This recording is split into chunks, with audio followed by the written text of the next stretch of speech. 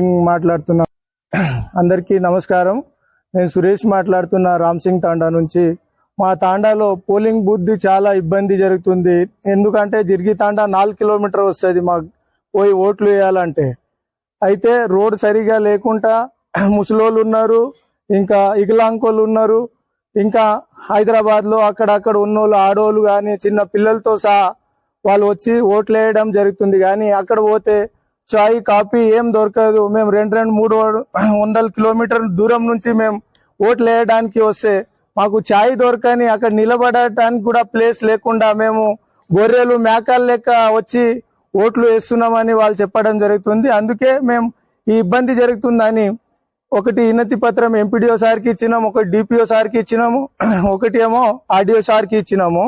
అయితే ఇంతకు ముందు చెప్పారు మీకు పోలింగ్ బూత్లు వచ్చేసింది మీ తాండాకి. అయితే మా తాండావాసులు కూడా అందరూ సంతోషం పడ్డారు. కానీ ఈ ఎలక్షన్లో అడిగితే ఇప్పుడు మీకు పోలింగ్ బూత్ రాలేదు, మళ్ళీ అదే జిర్గి తాండాకు పోయి మీరు ఓట్లు వేయాలని చెప్తారు.